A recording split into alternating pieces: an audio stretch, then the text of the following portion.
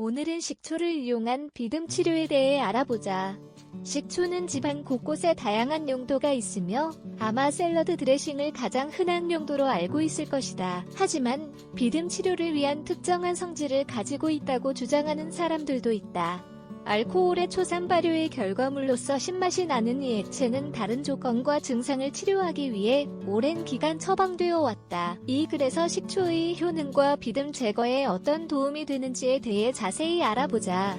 사과 식초, 비듬 치료의 효과적인 방법인가? 어두운 옷에 하얀 점이 있는 것을 본 적이 있는가? 비강진이라고도 불리는 비듬은 두피에 영향을 미쳐 떨어져 나가게 하는 흔한 문제다. 심각한 상태는 아니지만 당황스럽고 가렵고 치료가 어려울 수 있다. 메이오 클리닉의 간행물에 따르면 스트레스는 비듬의 증후와 증상을 악화시킬 수 있다.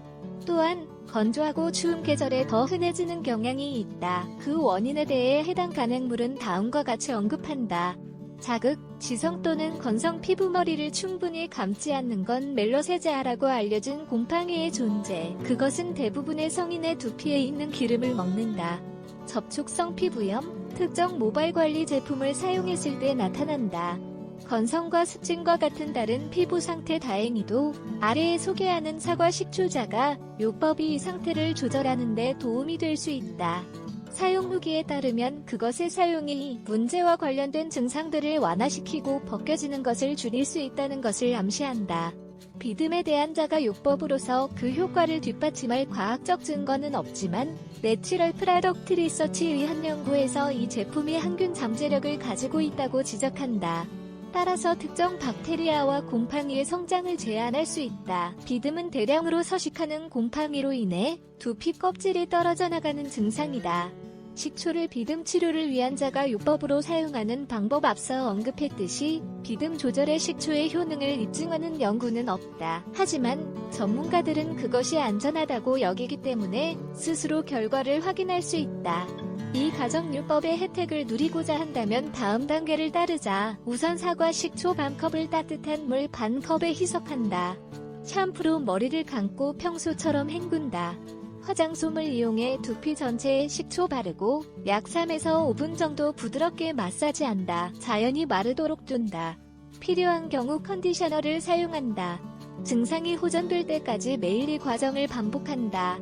비듬을 위한 자가요법 대체제. 비듬의 특징인 가려움증과 벗겨짐은 대부분의 경우 조절이 가능하다. 다행히 시중에 유분기와 피부세포 증식을 줄이는 데 도움을 주는 여러 비듬 관리 샴푸가 출시돼 있다.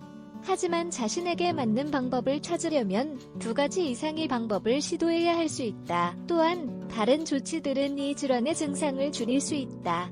따라서 이 피부 문제로 고생하는 경우에는 다음을 시도해 볼 수 있다. 스트레스 관리, 부정적인 감정은 전반적인 건강에 영향을 줄 수 있기 때문에 가능한 한 부정적인 감정을 다스리는 방법을 알아야 한다.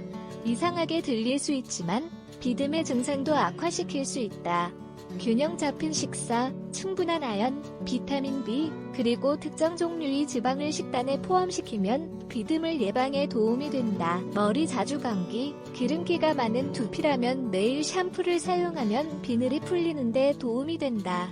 이를 위해 부위를 부드럽게 마사지한 후 조심스럽게 헹군다. 모발 관리 제품 사용 제한, 관리 제품이 모발과 두피에 쌓일 수 있어 기름기가 더 많아지기 때문이다. 반면에 차나무 기름을 사용하는 것도 비듬의 효과적인 가정요법이 될 수 있다. 이것은 항균, 항생제, 항진균 특성 덕분이다. 그러나 이 방법은 피부가 민감한 경우 자극이 갈 수 있다. 비듬 치료의 마법 같은 해결책은 없지만 여러 가지 자가요법을 병행하여 적용할 수 있다. 가능한 부작용. 사과 식초나 다른 비듬 치료 방법을 사용 후 결과에 세심한 주의를 기울이는 것이 중요하다. 증상을 악화시킬 수 있는 제품도 있다. 식초의 경우 강한 산성 물질이기 때문에 피부에 적용하면 화끈거리는 느낌을 줄 수 있다. 이 경우 사용을 중단하고 의사와 상의하여 해당 증상에 적합한 치료법을 찾는 것이 가장 좋다.